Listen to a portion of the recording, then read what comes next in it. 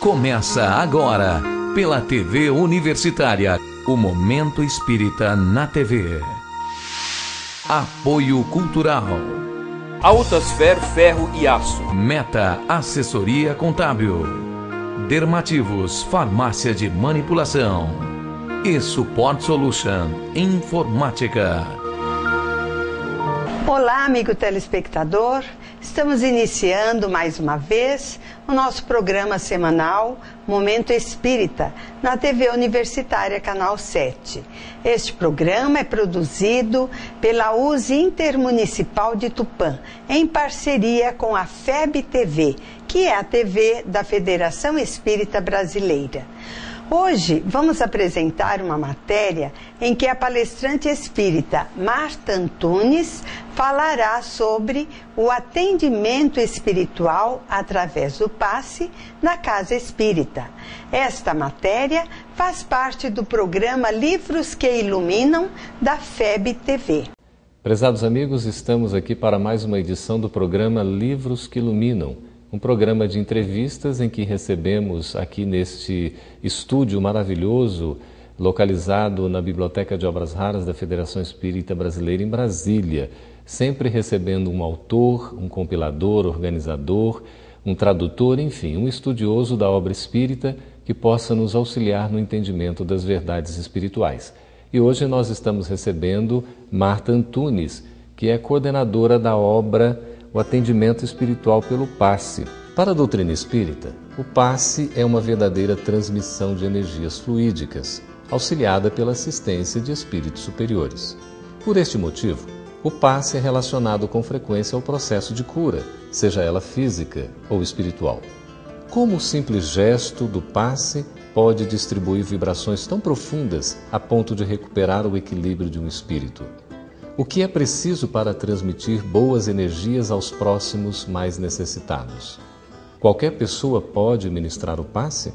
O atendimento espiritual pelo passe é obra que esclarece dúvidas e curiosidades sobre ações que envolvem o mecanismo e a prática do passe, a existência dos fluidos vitais e universais, as energias magnéticas e curadoras, a influência da prece e do pensamento na recuperação dos espíritos sofredores e as irradiações mentais, benefícios e finalidades da transmissão do passe.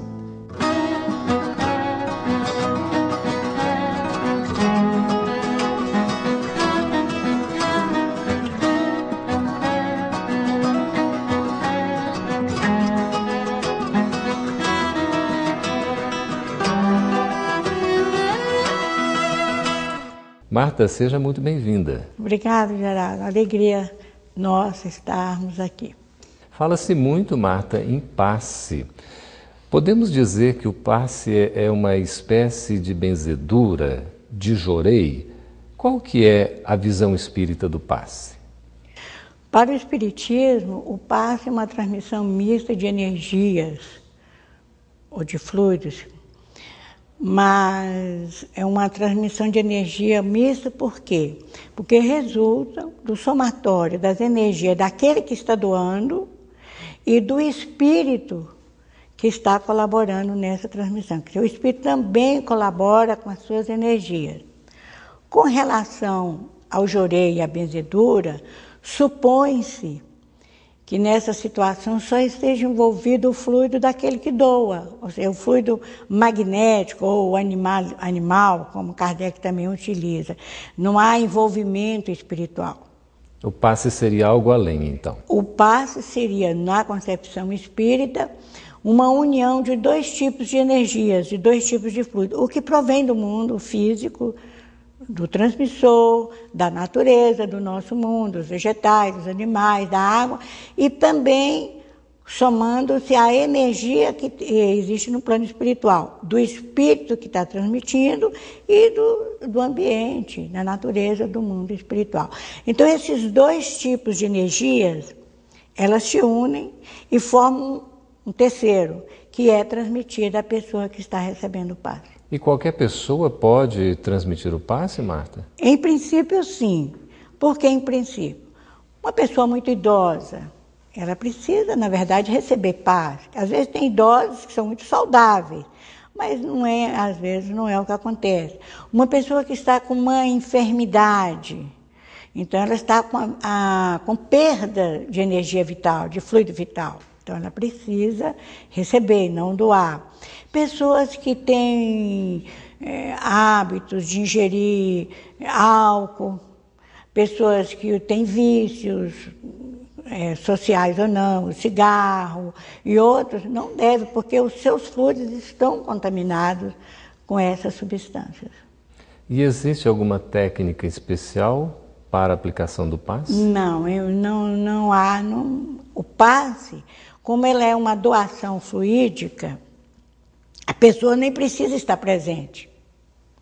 Por exemplo, se uma pessoa está numa UTI de um hospital, e eu vibro para essa pessoa, porque é uma energia, está dentro do campo das irradiações. Eu vibro, associando a uma prece, esses fluidos, essas energias chegarão até o doente que está, por exemplo, na UTI, ou que está em outro país, que está em outro lugar, ou que se encontra no plano espiritual. É também uma espécie de passe. É um tipo de passe, porque você está levando uma energia que será absorvida pelo perispírito daquela pessoa, onde quer que ela esteja.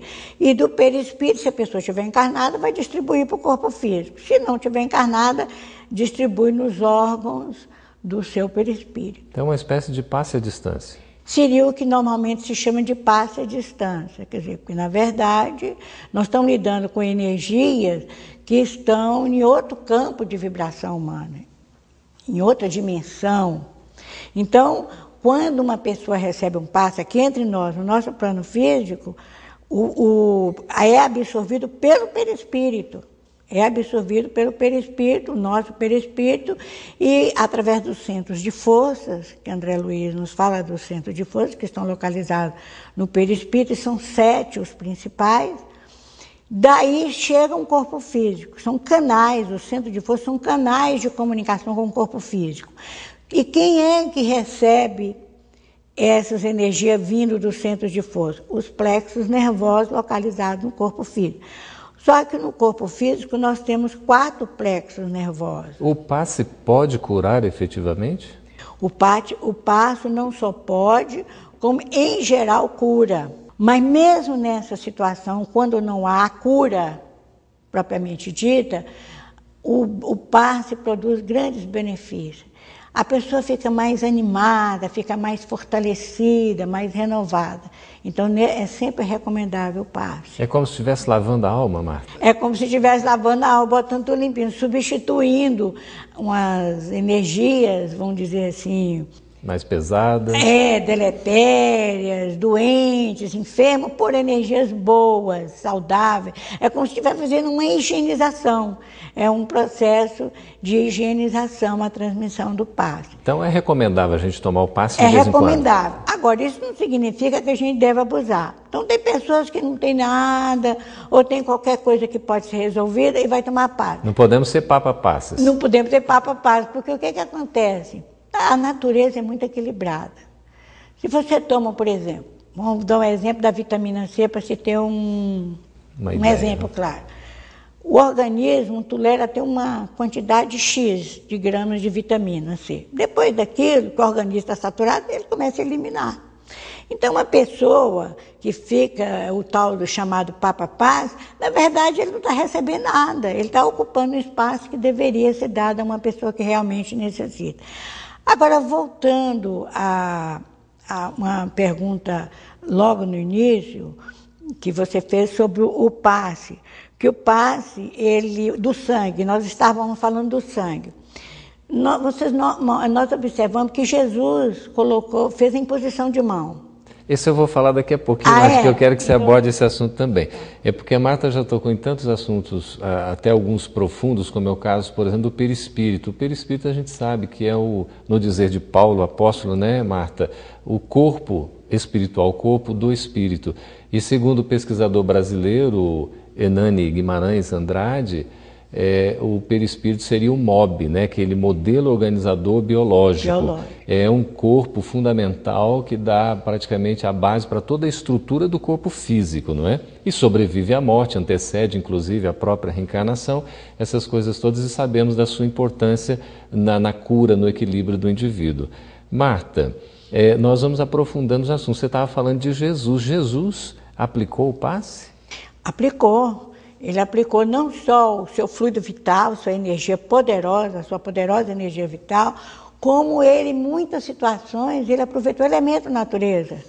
Nós temos, por exemplo, quando ele pegou a lama, colocou na pessoa, quando ele pegou a saliva, misturou a lama com a saliva, são elementos da natureza, porque aquela doença exigia aquele tipo de outras energias. Ali tinha um magnetismo material e espiritual juntos? O magnetismo físico, material, e o espiritual. Então, agora, por que as mãos? Porque existem duas regiões no organismo humano que tem a maior concentração de sangue. E como nós falamos antes, o passe, as energias são diluídas no sangue, que além de distribuir por todos os lugares, alcança aquele local com mais carência, que está com o enfermo. Pois bem, os dois lugares que tem mais sangue no corpo físico, no primeiro é o intestino, que é chamado plexo solar, onde estão as vísceras, tudo isso. Em segundo lugar, as mãos, sobretudo nas pontas das mãos. Então, veja que não é por acaso que Jesus colocou as mãos sobre os doentes, porque aquela concentração num local, o segundo lugar do corpo físico que tem mais sangue, ali está uma concentração de energias para ser doada para o perispírito de quem vai receber. É uma explicação interessante, não sei se os amigos que nos acompanham sabiam dessa informação, mas é bastante curiosa. E tudo tem uma razão de ser, não é, Marta? Tudo tem uma razão de ser. A gente aprende instintivamente. A gente vai fazendo as coisas instintivamente, com o avanço da ciência e com o avanço das próprias orientações, dos esclarecimentos espirituais, nós vamos compreendendo os mecanismos. Por que aquilo é daquele jeito? E não por acaso. Isso é muito interessante isso.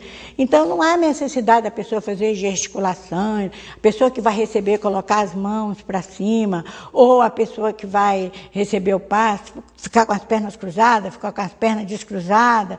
Isso tudo não tem nenhum significado. Se existe um lado direito que é positivo ou negativo e vice-versa, o direito que é positivo, isso tudo não tem muito valor. Não tem valor nenhum, na verdade, na transmissão do passe. Então não há uma técnica especial? Isso é técnica, isso é puramente técnica, porque na verdade os fluidos, as energias, elas são absorvidas pelo nosso perispírito.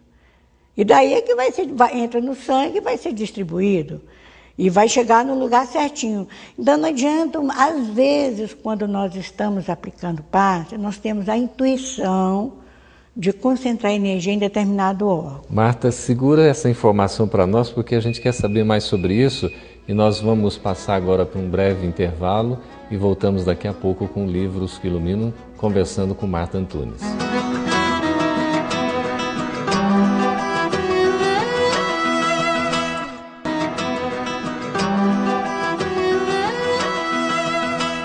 Estamos de volta com Livros que Iluminam, conversando com Marta Antunes, que é coordenadora do livro O Atendimento Espiritual pelo Passe. Marta, você estava falando a respeito de não existir propriamente uma técnica especial para a aplicação do passe. Mas como é que fica? Às vezes você direciona, por exemplo, as mãos para um órgão específico do corpo, para um atendimento mais, digamos assim, que seja mais útil, mais efetivo? Isso acontece?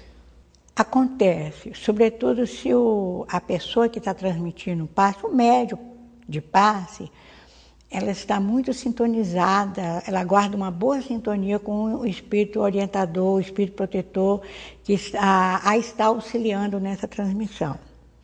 Então, às vezes, a pessoa ela precisa de um acréscimo energético em determinado órgão. Às vezes, não é nem o órgão que está realmente enfermo. Às vezes você tem um problema de um coágulo que está circulando, mas a pessoa, esse coágulo pode estar indo para o cérebro. Então, Pode ser que o médium tenha a intuição de envolver essa região onde há a maior circulação de sangue para evitar que o coágulo atinja o cérebro ou que aquele que está chegando no cérebro seja destruído. Um exemplo. Mas, em geral, por exemplo, uma pessoa que tem uma enfermidade cardíaca, às vezes, quando aplicamos passe, a gente recebe uma intuição de concentrar, de direcionar as mãos para o coração. Então, isso quando a gente guarda sintonia com o orientador espiritual. Não é uma técnica, mas é porque a gente percebe intuitivamente, pelos canais mediúnicos, que aquele órgão necessita de uma maior concentração de energia. Ou, por exemplo, uma pessoa que está grávida, uma gravidez, um estado gestacional, ali às vezes se dirige para o útero, onde são, além dos órgãos da mulher, da mãe, a criança também vai se beneficiar, às vezes precisa daquele acréscimo de energia. Marta, apesar de não haver, digamos assim, uma técnica especial propriamente para a aplicação do passe, não há essa questão da dispersão e da concentração energética? Olha, Leon Denis que fala desse tipo de transmissão de passe. A primeira pessoa que eu ouvi falar, autor que eu ouvi falar, foi Leon Denis. Ele fala da imposição de mão, mas fala da dispersão, do passe vertical e longitudinal. Eu acredito que naquela época, quando o espiritismo estava nascendo, ainda se tinha muitas dúvidas, podia imaginar que o passe era algo assim, puramente físico, um produto do magnetismo. As teorias de Mesmer, de Antomesmer, ainda estavam ainda muito na moda, muito evidente, então pensava que era o magnetismo animal, desse jeito. Mas hoje em dia, com as explicações do próprio Kardec, e com as somadas explicações de Emmanuel, de André Luiz, do próprio Manuel Filomeno de Miranda, a gente observa, Geraldo, que não há necessidade técnica, porque dificilmente você estará transmitindo exclusivamente o fluido vital, ou o fluido magnético. E depois, o que a técnica quer dizer? Que você vai colocar na cabeça, se você vai dispersar os fluidos, tudo isso é mente. Tem a diferença, Marta, da posição de quem vai receber o passe, sentado ou deitado? Ou sentado, um enfermo, às vezes está muito enfraquecido, não pode sentar. Às vezes tem que ficar deitado mesmo. Então, sentado. A forma sentada é mais cômoda. Mas você pode dar de qualquer forma que a pessoa estiver. O importante é a concentração. O importante é a concentração, o poder da mente, é a vontade gerenciando o encaminhamento dessa energia, é o poder do pensamento sendo governado pela vontade, como fala Emmanuel em Pensamento e Vida. É a vontade que atua ali, retirando energias deletérias, enfermas, e refazendo uma reposição de energias positivas, saudáveis. É uma espécie de saneamento que se faz, e que Kardec utiliza, substituir uma molécula malsã por uma molécula sã. Assim se processa a cura. Então, você pode fazer isso mentalmente. Nós vemos isso na história da cultura humana, os monges fazem isso à distância, eles saem do corpo, ou nem precisa sair do corpo. Pode, uma pessoa, por exemplo, digamos, vamos dar um exemplo bem radical, uma pessoa mutilada, não tem os braços, não tem as mãos, então ela não pode aplicar passe? Pode, porque ela tem a mente está intacta. O pensamento é matéria. E entra a vontade, né, Marta? E dá vontade, porque aí tem a vontade para gerenciar o encaminhamento do pensamento. Então, o pensamento é matéria. Isso a própria ciência já demonstrou hoje. Não é só o André Luiz que fala em mecanismo de mediunidade. A ciência já comprovou que é matéria, que pode ser medida, pode ver extensão, tudo isso. Agora, você direciona aquilo de uma maneira correta, envolvida com uma vibração de amor, uma vibração amorosa, que é o desejo de auxiliar o próximo. Marta, e quanto às casas espíritas? Você falou na imposição de mãos, que Jesus realizava a imposição de mãos, assim também os discípulos, não é? Assim também os discípulos, todos eles faziam isso, sobretudo Pedro, que parece que tinha uma energia vital abundante. né? Como ele falava, não tenho prata, não tenho ouro, não tenho poder, mas o que eu tenho, e dava energia. Então, era a imposição de mãos.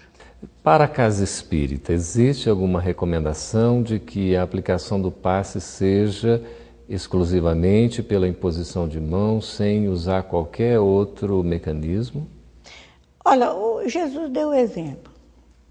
Nós não temos poder nem a capacidade do mestre, são muitos anos-luz dessa capacidade. Mas por que não seguir a sua orientação? Por que não fazer uma coisa simples, de imposição de mãos? Aquelas energias vão chegar no lugar certo, vão ser direcionadas, vão desenvolver mais a capacidade de amor, sabe, para com o próximo, de compaixão, aquela pessoa que está passando por uma necessidade, por um sofrimento. Então, só fazendo isso, associando esses bons sentimentos às nossas vibrações energéticas, não precisa de mais nada.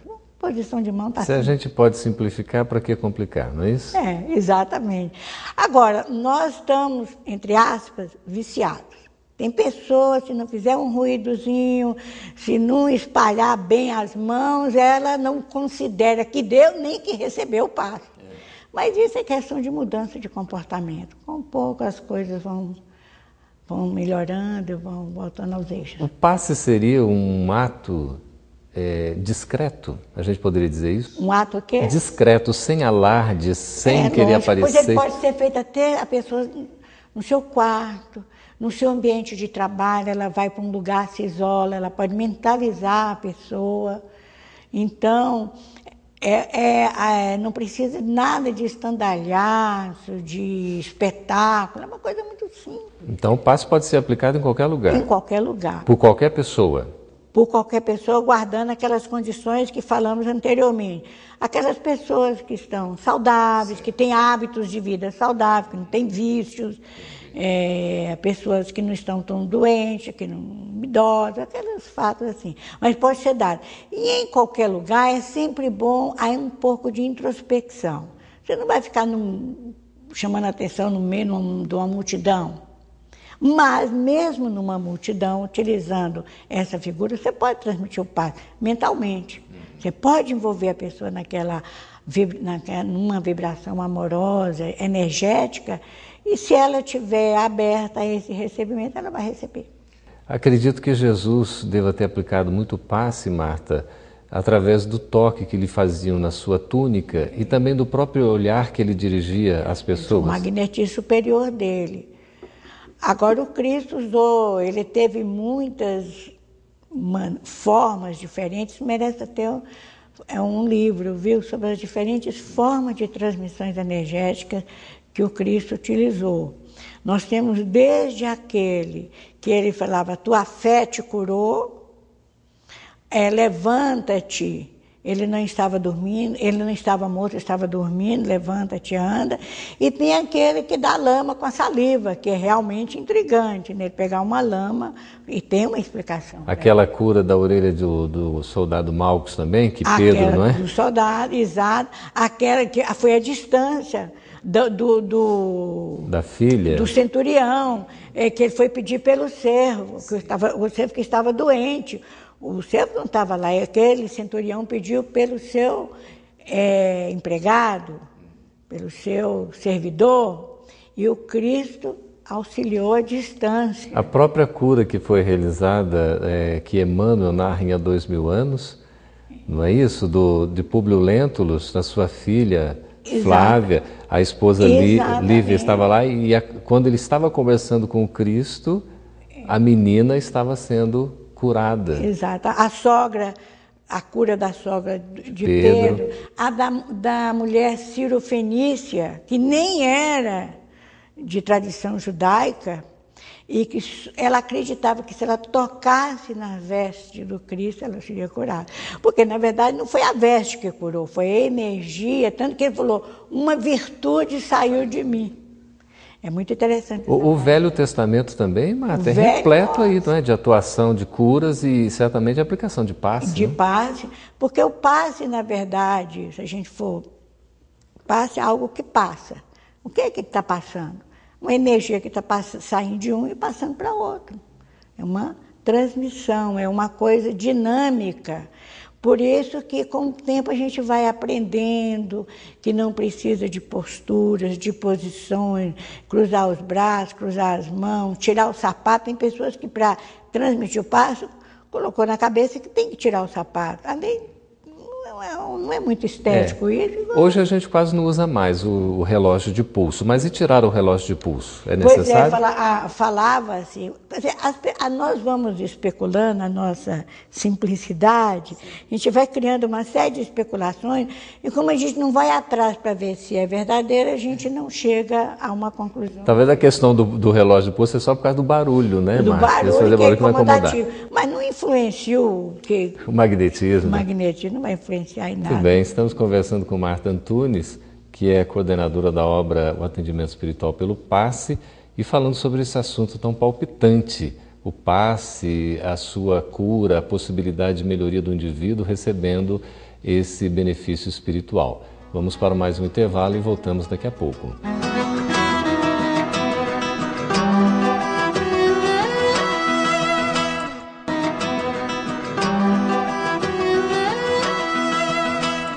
Estamos de volta com o programa Livros que Iluminam, um programa de entrevista, e hoje estamos conversando com Marta Antunes, que é coordenadora da obra O Atendimento Espiritual pelo Passe.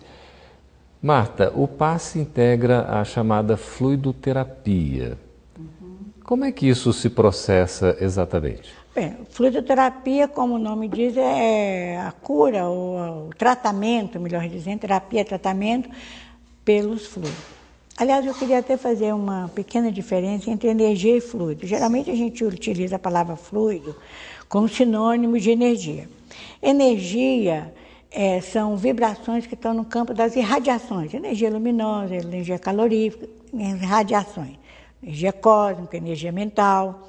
Mas os fluidos é aquilo que flui.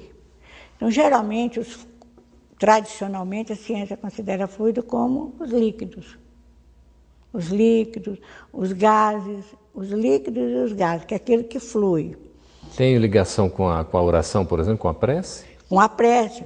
Então, a prece, por exemplo, é uma energia mental que, associada às energias espirituais, às energias da natureza, ela toma um corpo, ela se materializa, ela adquire a forma de um fluido, que pode, inclusive, esse fluido ser transportado, como um vapor pode ser chegar até as nuvens, como os raios solares vêm lá das regiões infinitas e vai até o pântano. Então, você vê que aí ele já não é energia pura. No caminho, no percurso dessa energia, foi incorporando elementos da própria natureza ou do ser humano, e aí foi formando os fluidos. E a água fluidificada faz parte também desse processo? A água fluidificada ou água magnetizada é a mesma coisa, é o mesmo princípio. Só que a água é considerada um elemento neutro, é um mineral. É um elemento neutro e é um elemento abundante no nosso planeta. E tem uma vantagem, ele é chamado solvente universal. São pouquíssimas as substâncias, pouquíssimas, que não se dissolvem na água, como as gorduras. Algumas gorduras em geral. Então, o que acontece? Como solvente universal, a água, esse mineral, tem a capacidade de receber todo tipo de fluido. E é por isso que o remédio que os espíritos colocam ali para aquela pessoa que está necessitando de auxílio.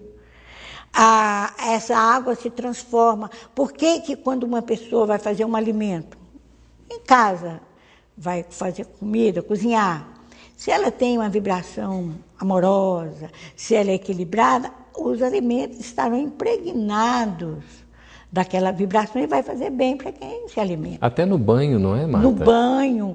Aliado chamado banho para limpar as energias, banho de descarrego. Com sal grosso. Na verdade, tudo isso, que esses banhos chamados banho de descarrego por alguns companheiros de interpretação religiosa diferente, na verdade eles colocam substâncias, ervas, plantas, que é fluido, É o elemento que está ali e, sobretudo, a vontade da pessoa. Ela sabe que ao tomar banho com aquele, um chá de erva cidreira ou de qualquer outra planta, além de ficar perfumada, aquela energia que você fica sentindo, fica lembrando, o cheirinho ali, vai lembrar da energia que está no seu corpo, e também aquela energia daquela planta, ela vai misturar com as suas energias e produzir bem-estar. E se eu tomar um banho de sal grosso, eu vou me sentir mais leve espiritualmente? Mas com certeza vai desidratado. Com certeza vai desidratar. Então, o princípio é o mesmo.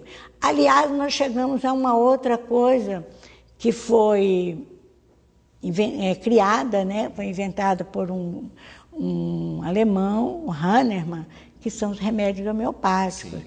Se você vê a homeopatia, a luz do espiritismo do Lauro Santiago, ele mostra ali que a homeopatia ela não vai ao corpo físico, ela vai ao perispírito para depois chegar ao corpo físico. É uma atuação impressionante, né? É impressionante. Então, porque olha, o Hahnemann, ele não sabia nada dele. Eu acredito que ele não sabia nada de espiritismo, porque a época dele o espiritismo estava nascendo. Ele pegar esse hábito que os homeopatas têm para quando você vai tomar um remédio homeopático, para agitar o frasco, o de líquido, agitar bem, para que as moléculas se unam e magnetizam.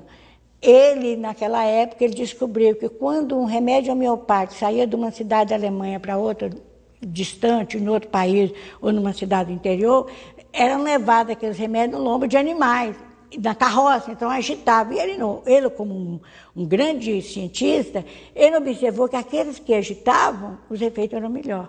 Ei, Marta, o assunto é tão interessante, o nosso tempo vai voando, mas eu tenho uma série de perguntas ainda para você. Então, padre, eu vou ser objetivo. Olha, os recursos do magnetismo material e espiritual atuam sobre as plantas? Atuam, as plantas, inclusive agora a ciência descobriu que as plantas se comunicam. Foi publicado numa revista de grande prestígio, Nature, que fala que as plantas se comunicam entre si.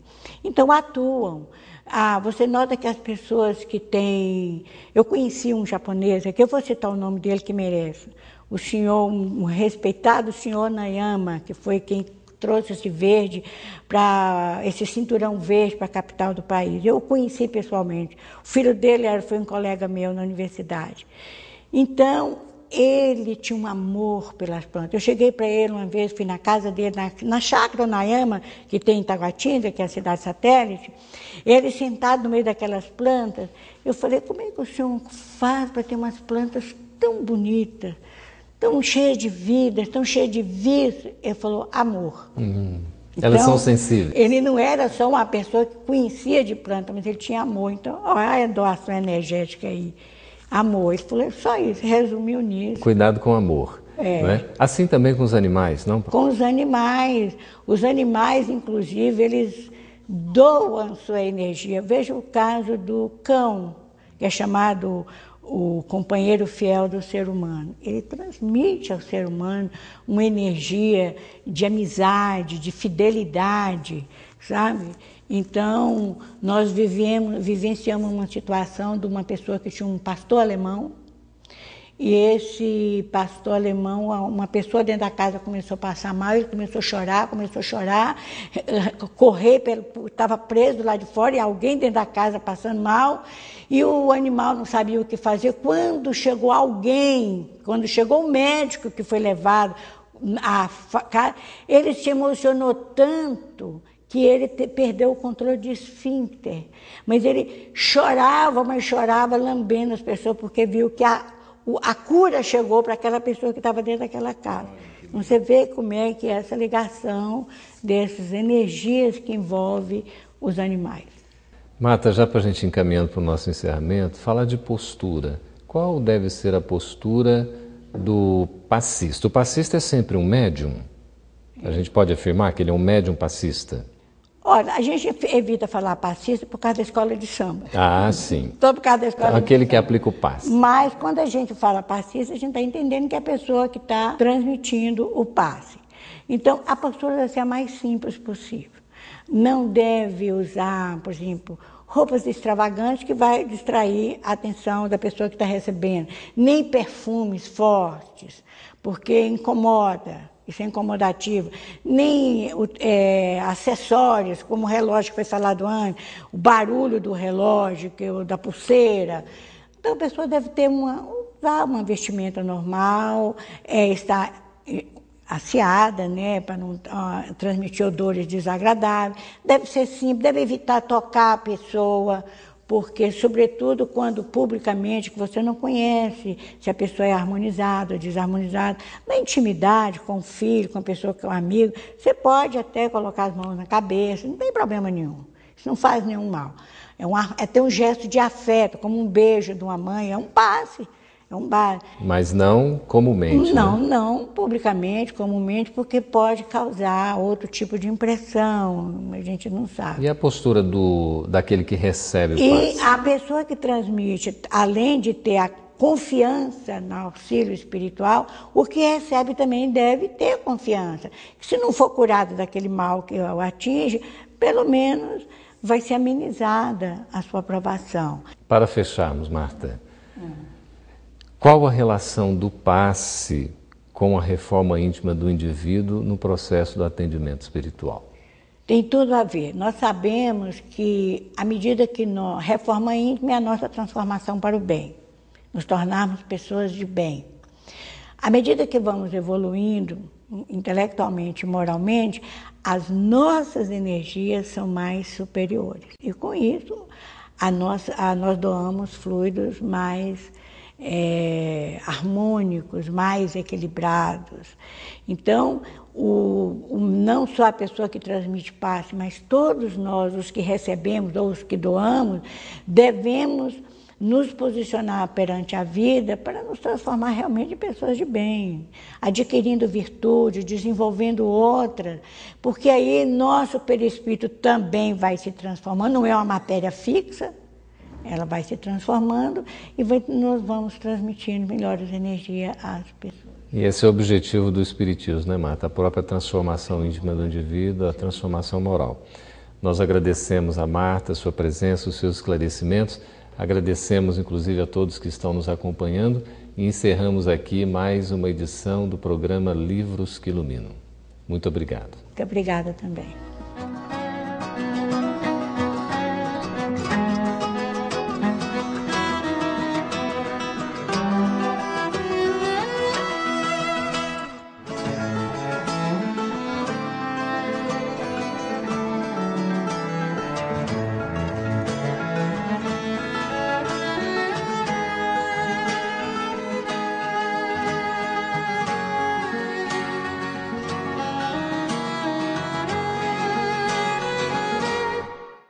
Evangelização Espírita Infanto-Juvenil. Semear é confiar na colheita. Hoje é a oportunidade ditosa para depositardes sementes no solo dos corações. Amanhã será o dia venturoso de colherdes os frutos da paz. Francisco Thyssen. Coopere com Jesus. Participe dessa semeadura.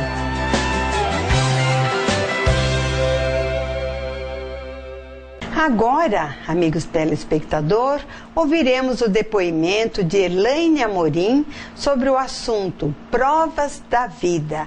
Essa matéria faz parte do programa Vida e Doutrina, também da FEB TV. Imagine você recebendo a notícia de que vai ser mãe ou pai de um bebê especial. Essa é a história da Elaine Amorim. Hoje, aqui no Vida e Doutrina, vamos conversar sobre provas da vida.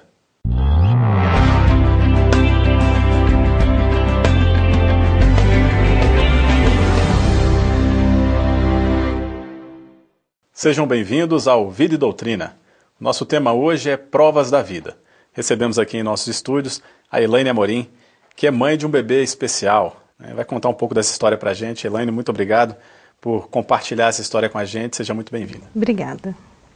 Como foi essa história? Conta pra gente a experiência de ser uma mãe de um bebê especial. Como começou? Bom, eu tinha 24 anos, eu e meu esposo, e planejamos a gravidez, como qualquer outro casal, né? E foi uma gravidez super tranquila, eu trabalhava normalmente, e veio a surpresa no parto. Só no parto? Só no parto. Os exames não detectaram? Não, fiz todos os exames, pré-natal, tudo normal, mas no parto veio surpresa. Ele nasceu com... A princípio a gente achou que era só uma coisa estética, que era o lábio leporíneo, né, e a fenda palatina. Mas no decorrer do dia, foi se verificando que ele tinha mais problemas de saúde, que era a parte de respiração e deglutição. Então ele não conseguia mamar, não conseguia sugar, e a parte respiratória dele era muito grave. Então eles levaram ele para a UTI, onde ele ficou 2 meses na UTI, 2 meses. E assim, foi um choque para mim e para o meu esposo. Eu já havia visto crianças com lábio leporíneo, mas o meu esposo não. Então para ele o choque foi maior.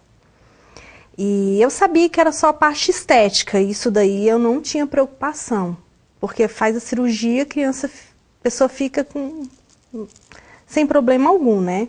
Mas assim, a maior preocupação da gente era a parte respiratória dele, que era muito grave. Ele não conseguia respirar direito, era uma respiração muito complicada.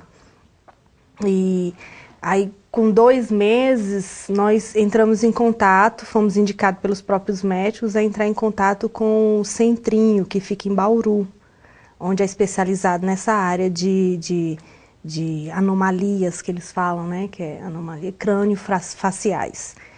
E depois que ele saiu do hospital da UTI, nós seguimos para Bauru.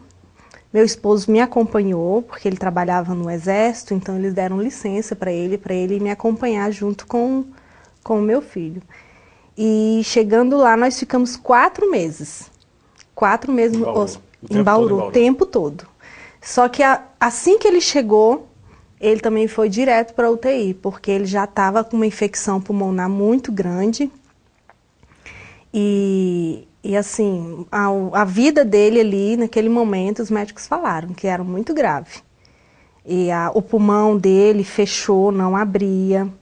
Ele já foi entubado, ele ficou entubado 15 dias e não melhorava com nada, nem com antibiótico, nem com fisioterapia respiratória. Deu 20 dias, não podia ficar mais dias entubados, porque poderia ocasionar uma infecção. Então eles optaram pela traqueostomia. Isso com quanto tempo de vida ele tinha? Ele já tinha completado 4 meses. Com 4 meses teve que fazer a traqueostomia. Teve que fazer, e eles fizeram na emergência. Eles não tinham nem comunicado a gente, porque ou fazia isso, e ainda o médico me explicou que talvez nem funcionaria a traqueostomia. Então era uma situação muito delicada. Mas aí entreguei nas mãos de Deus, eu falei assim, não, seja da vontade dele, né? E aí fez a traqueostomia, no dia seguinte ele já estava respirando bem melhor, os pulmões já estavam mais limpos, então a traqueostomia resolveu, né? A questão de alimentação. A questão de alimentação dele, como desde o primeiro dia ele não conseguiu sugar e nem engolir, ele foi verificando com o tempo que ele não conseguia nem engolir a saliva, a própria saliva. Então eles optaram pela sonda. A princípio eles colocaram só a sonda nasal, né, que era para alimentação. Porque aí com o tempo eles iam fazendo fonoaudióloga, parte de fonoaudiologia, para ver se ele conseguia deglutir e não optar pela cirurgia, que é da gastrostomia, né? E aí, mas não teve como, ele teve que fazer a cirurgia e colocou a sonda. Bom, e esse sonho de ser mãe, né? Toda mãe vislumbra um filho fisicamente perfeito, né? Como foi quando nasceu, quando você viu? Qual foi o sentimento de mãe para você? Olha, o meu sentimento de mãe, ao mesmo tempo, foi eu ficava me perguntando, o que eu fiz? Será que é um castigo? Será que eu fiz alguma coisa na gravidez que ocasionou isso? Então, gera culpa, né? De alguma forma, gera uma culpa. Será que a culpa é minha dele ter nascido assim com esse problema? Porque a gente se dói muito de ver nossos filhos na situação que estava, né? Acamado, doentinho, sofrendo. Então, é uma situação muito difícil para a gente. Mas, ao mesmo tempo, eu eu fiquei me perguntando, não, eu não fiz nada, graças a Deus, eu tenho minha consciência tranquila, que na minha gravidez eu evitava tomar até remédio para dor de cabeça, para não ter nenhum problema. Então, assim, nessa parte eu fui super tranquila. Então, hoje eu sei que não foi nada do que eu fiz e nem foi um castigo. Eu sei que ele tinha que ter vindo assim e realmente ele tinha que vir para mim e para o meu esposo. E seu esposo, como é que tá? Como é que lidou durante esse trajeto? Hoje já está bem melhor, né? Seu filho está bem mais recuperado, mas nesse começo, como é que foi para ele também? Bom, para ele foi muito difícil, mas ele também foi muito forte. Então, eu e ele nos apoiamos um ao outro. E a princípio, quando ele nasceu, eu até fiquei com medo dele me abandonar com a criança, né? São várias inseguranças, né? Isso, várias inseguranças. Como que a família ia lidar com isso, a família dele. Então, foi uma situação muito difícil para os dois. Mas, assim, ele reagiu no começo, ele reagiu, ficou triste, né? Mas depois, a gente sempre foi forte um com o outro, dando força um com o outro. E, assim, é o xodó de casa, é o meu filho. Bom, então a gente vai fazer agora um breve intervalo e daqui a pouco a gente volta contando um pouco mais a história da Elaine. Até breve.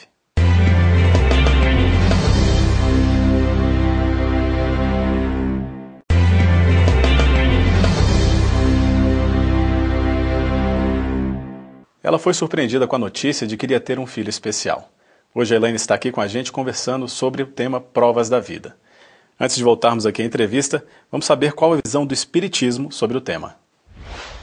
Nós aprendemos na doutrina espírita, somos espíritos eternos, imortais. E que quando nascemos neste mundo, nascemos com um conjunto de tarefas e de aprendizados para serem realizados. E não se aprende sem dificuldades, sem provas, sem testes. É por essa razão que não há uma criatura sequer que atravesse do berço ao túmulo sem enfrentar dificuldades. E quando chegam essas provas, não há quem não se pergunte, por que eu? Por que está acontecendo isso comigo? E é preciso entender que o amor de Deus dirige a vida. E que se Ele permite que uma dificuldade chegue no nosso caminho, é porque Ele pretende realizar em nós uma grande obra educativa. Quando passamos por uma dificuldade, o que a vida espera de nós é que nós sejamos mais fortes do que quando a dificuldade nos alcançou. Porque ninguém supera uma prova, uma luta, do mesmo tamanho que ele era quando a luta chegou até ele. A dor expande a vida. O atleta que dá um espetáculo numa maratona é aquele que passou por dores físicas, é aquele que enfrentou a disciplina, é aquele que renunciou a muita coisa, é aquele que expandiu-se e capacitou-se através das dificuldades. Eu me recordo de uma frase linda de Chico Xavier que ele dizia assim: se a vida fosse só doce, dava diabetes.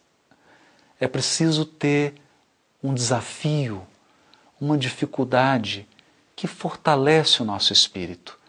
E qualquer pessoa mais sóbria, mais experiente que você procurar, vai te dizer, contando da sua vida, das experiências que teve, que hoje, depois de passados muitos anos, quando ela olha para trás, ela pensa assim: meu Deus, se eu passasse por aquela dificuldade de novo, hoje seria diferente, porque hoje eu sou uma pessoa mais forte, com mais entendimento, com mais experiência da vida. E é essa a função pedagógica das dificuldades, nos tornar pessoas mais fortes, pessoas melhores do que nós somos. Então, Elaine, provas da vida, né? Você tem um bebê especial, 10 anos, mas é um bebê, sempre pra gente é um bebê. Como é que foi, né, lidar com esse tema? Quais foram as dificuldades perante os familiares, a sociedade? Como foi para você? Para mim não foi muito difícil, porque na minha família, como ela é muito unida, assim, e também eu tenho pessoas na minha família que é especial. Eu tenho um primo da mesma idade, ele é uma criança especial, né? Então, não foi tanto um choque. O tema não foi tanto um choque, Não, né? não foi. Assim, a gente soube lidar com a situação. Mas o dia a dia? Mas o dia a dia que foi complicado, porque eu tive que sair do emprego para ficar com ele. Foi muito bom, porque não existe pessoas melhores para cuidar do que a própria mãe, né? Claro. Mas assim, o dia a dia era susto todos os dias, porque ele, mesmo com a traqueostomia, ele perdia o fôlego, que chegava a ficar cianótico nas minhas mãos, então assustava o tempo todo. Eu tinha que ficar com ele passava mais tempo em hospital, porque era pneumonia uma atrás da outra. Então, assim, o período até os 5 anos, a saúde dele era muito frágilzinha. Então, qualquer coisa tinha que ter muito cuidado ao sair com ele. Era uma situação bem delicada. Mas, assim, questão de preconceito, nós nunca... Às vezes, algumas pessoas ficavam olhando, mas pessoas que têm curiosidade, né? Isso, mas a gente tem que aprender também a lidar com algumas pessoas, saber responder, né? Porque nem todas têm conhecimento, sabe falar, né? Às vezes, algumas falam de forma que pode nos magoar, mas a gente também tem que aprender a saber responder e lidar com a situação. Elaine, e o apoio dos familiares, dos amigos, como foi esse apoio? Teve apoio também de gente de fora? Como é que funcionou? Olha, foi muito interessante, porque assim que ele nasceu, eu recebi visitas, recebi ligações de pessoas que eu nunca vi, e até hoje, principalmente por telefone, eu nem sei quem é até hoje. Mas assim, foram pessoas que me deram apoio, que levaram, eu conheci pessoas que eu trabalhava em hospital, tinha uma senhora que eu atendia ela quase toda semana, e ela tinha um filho com o mesmo problema que o meu e eu não sabia, então ela levou ele até a minha casa para mostrar que isso com o tempo eu ia superar. Então assim, a minha família sempre foi muito unida, sempre me ligava, me dava apoio, principalmente quando eu fui para São Paulo, que eu viajei sozinha, mas meu marido, novo, né? Então a gente não tinha aquela experiência de viagem, era um casal novinho, né? Mas assim, a família e os amigos me apoiaram muito. Sempre encontrei pessoas maravilhosas na minha vida. Você citou esse apoio de pessoas que nem conhecia, né? O que você acha que foi o motivo para esse apoio, assim? Você acredita em alguma coisa que ajudou, né, até essa aproximação das pessoas que você nem conhecia? Eu acho que é uma coisa, assim, inexplicável, porque eu fui criada na Igreja Católica, eu sempre conheci a Igreja Católica. Mas, assim, quando eu conheci melhor, quando meu filho nasceu, eu fui vendo que existia outra coisa além do que eu havia aprendido na igreja. Porque na Igreja Católica eles falam sobre anjos, né, de ajudar, e assim, eu tive provas no período de dificuldades com meu filho, de pessoas dizendo que que via pessoas ao lado do meu filho, sempre uma luz ao lado do meu filho. Então, mesmo quando eu tinha aquela pontinha, desanimava, porque o médico chegava e falava assim, olha, seu filho é só um milagre mesmo. Eu sempre tinha uma pontinha de esperança porque eu lembrava disso, né? E eu sabia que tudo ia se resolver, tudo ia dar certo. Então, eu acho que existe uma força muito, muito inexplicável que fica sempre ao nosso lado e nos protegendo. E como você conheceu o Espiritismo? Eu conheci o Espiritismo quando eu vim trabalhar na FEB.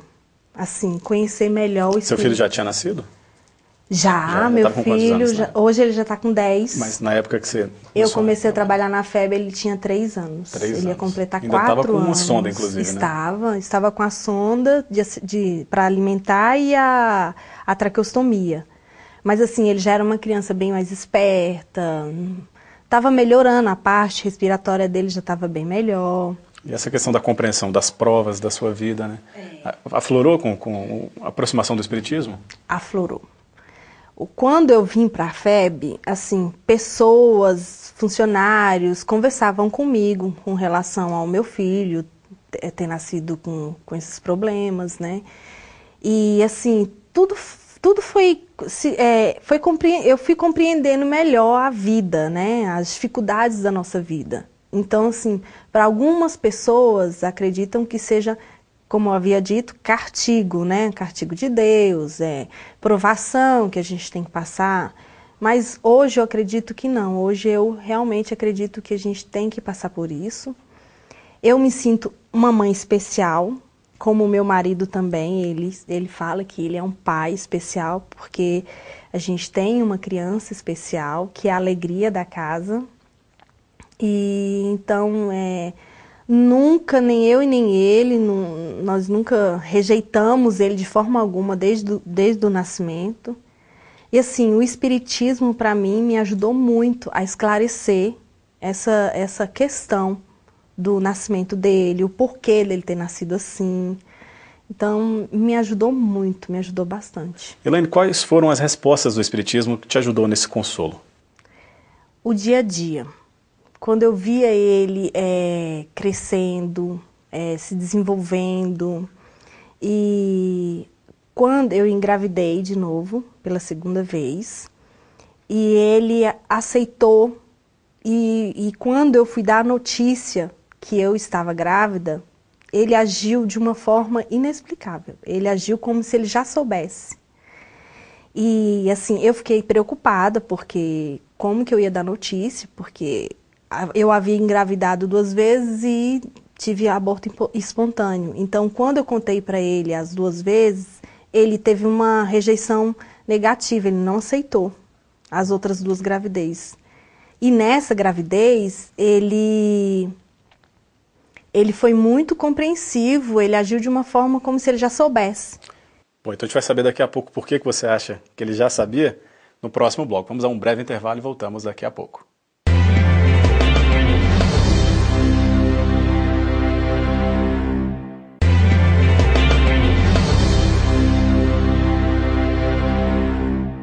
Voltamos, você está no Vida e Doutrina, hoje conversando sobre o tema Provas da Vida, com a Elaine que passou pela situação. Vamos ao nosso quadro, Segundo o Evangelho. Se você está passando por provações, você identifica que está passando por dificuldades, a doutrina espírita recomenda a paciência. Os espíritos superiores nos orientam no sentido de termos calma, de não perdermos o controle e de não transferirmos, por causa da ansiedade que a gente fica muitas vezes no momento da prova, as responsabilidades para os demais. Jamais outras pessoas ou as circunstâncias da vida são responsáveis pelas provas pelas quais nós estamos passando.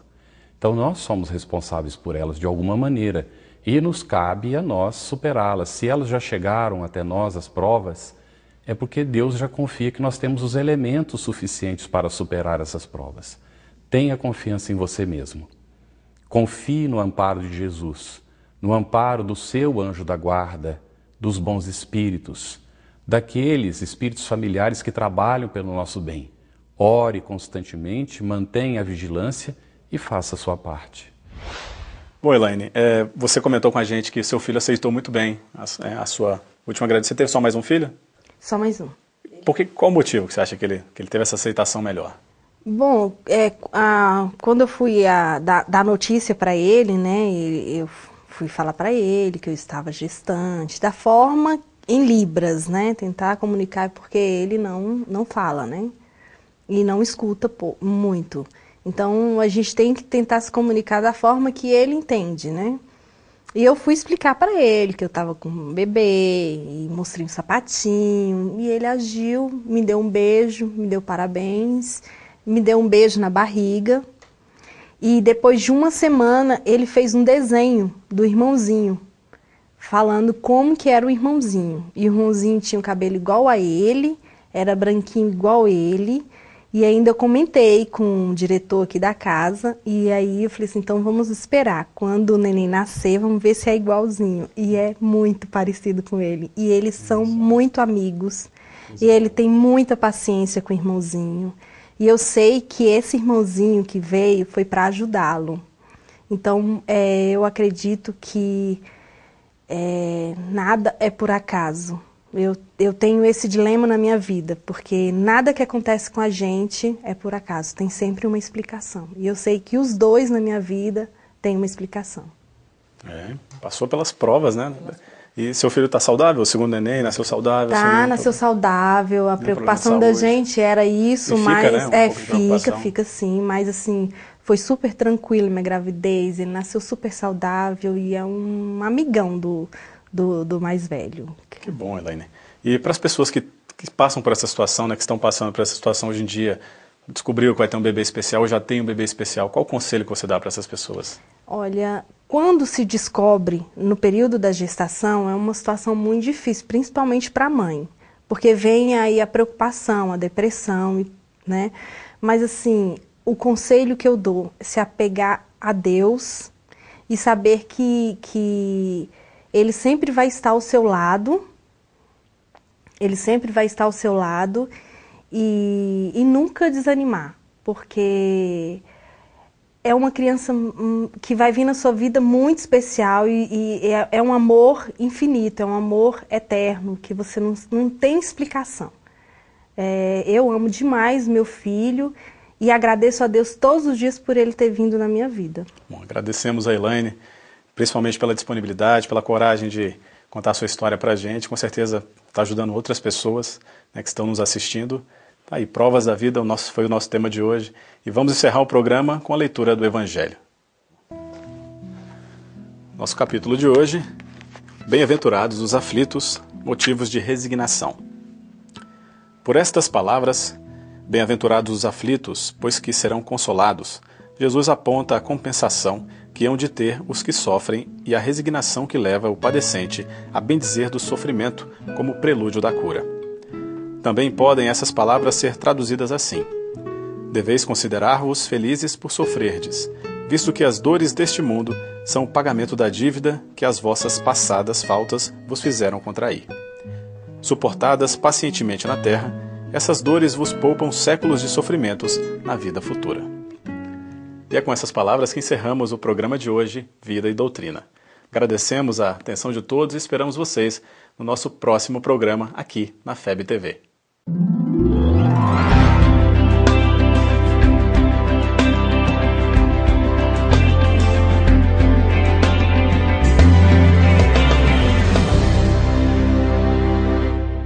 Amigo telespectador, agradeço a sua amável atenção e lembro que este programa vai ao ar pela TV Universitária, Canal 7, todas as sextas-feiras, às 15 horas, com reprise às 20 horas, e aos sábados, às 0 hora e às 10 horas.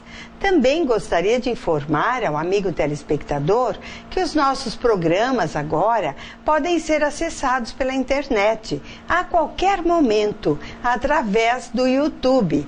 Basta você entrar no YouTube e colocar Programa Momento Espírita Tupã e você poderá assistir a todos os nossos programas que já foram ao ar. Bem, chegamos ao final do nosso programa. Desejo a você um excelente fim de semana, com muita luz, muita paz, muita alegria. Que Deus o abençoe e o proteja, como também a toda a sua família. Até o nosso próximo programa.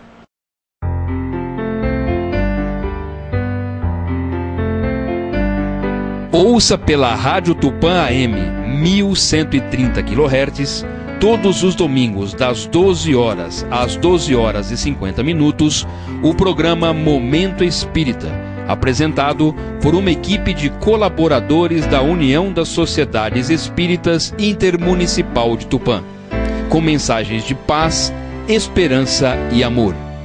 Programa Momento Espírita, todos os domingos ao meio-dia na Rádio Tupã AM.